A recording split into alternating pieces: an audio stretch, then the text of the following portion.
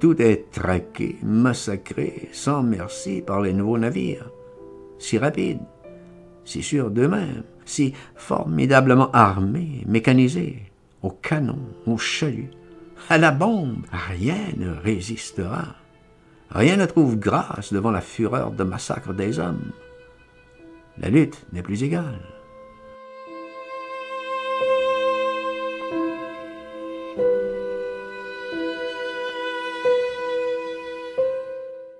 Si le charme suprême agit encore sur les petits espadons de service, sur les affreux morses, sur les requins même, elle veut séduire même les pieuvres hideuses, n'importe quoi, n'importe qui. Elle se tient mal, très mal, son charme n'agit plus. Elle tourne affreuse, scandaleuse, hargneuse. À tout propos, elle pique des crises, se lance à de terribles scènes au pauvre Neptune, des scènes de jalousie, de dépit.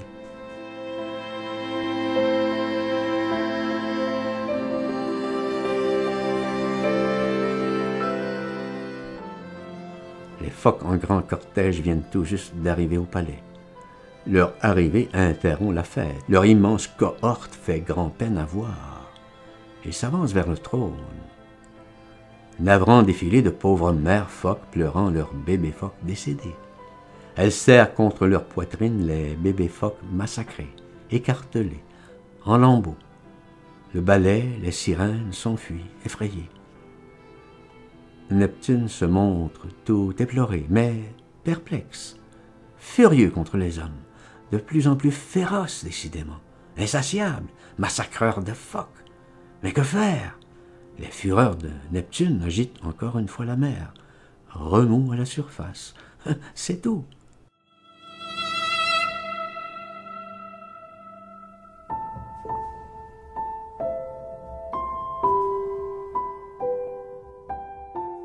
Tu es fini, Neptune. Tu n'es plus qu'un vieux sot, qu'une vieille ganache, un vieux coureur de petites sirènes. Les hommes ont gagné, ils te pissent dans ton empire. L'océan ne t'appartient plus.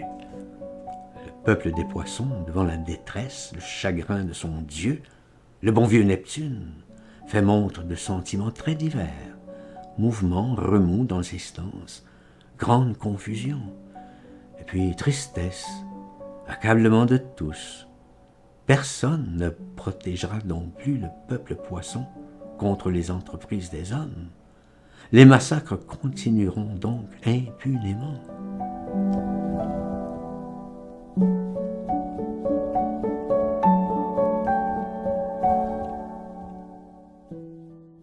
Mais l'autorité de Neptune faiblissant, les sirènes, à présent, en prennent à leur aise, commettent quotidiennement 1000 infractions aux consignes impérieuses. Elles se permettent à peu près tout. Elles vont batifoler, ondoyer dans les eaux proches de Terre-Neuve, aux approches du palais de Neptune, juste au-dessus des abysses de son palais.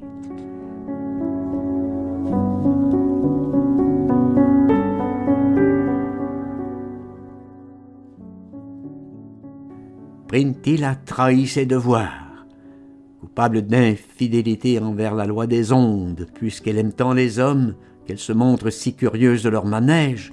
Printil ira vivre parmi les hommes. Elle prendra la forme d'une femme pour un certain temps, le temps d'apprendre à connaître les hommes, leurs habitudes, leurs façons, leurs cités, leurs plaisirs, leurs promesses. Après un long séjour parmi eux, nous espérons qu'Assagi, revenu à de nobles maritimes sentiments, Printil pourra reprendre sa place parmi nous, parmi ses sœurs. Son expérience n'aura pas été vaine. Ainsi, nous l'espérons, nous, Neptune, dieu des mers, et ordonnons son éloignement. Que le spectacle des humains, de leur cruauté, de leur insolence, que leur lourde, sale, encombrante agitation t'apprenne l'horreur de leur vie, de tout ce qui se trame en leur cité, leurs inventions, leurs armes. Alors tu nous reviendras, cher Printil, et nous serons tout heureux de te revoir, et tu charmeras pour toujours nos opalins séjours et nos heures.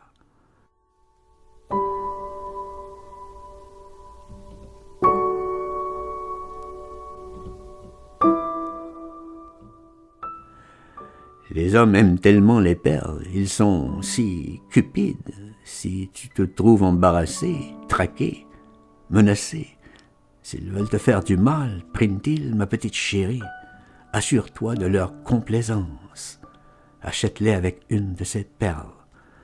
Je t'en ferai parvenir d'autres. Va, ma pauvre petite chérie, va, et reviens-nous, ton pépé Neptune qui t'aimera toujours.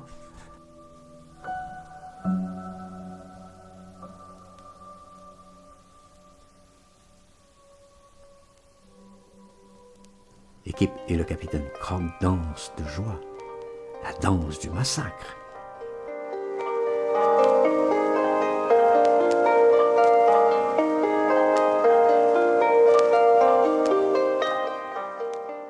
Neptune ne sait plus ce qui lui arrive. Il pleure sur le sein de Printil, tout à fait ivre et sentimental. Printil aussi, la foule autour d'eux trépigne, exulte de joie méchante.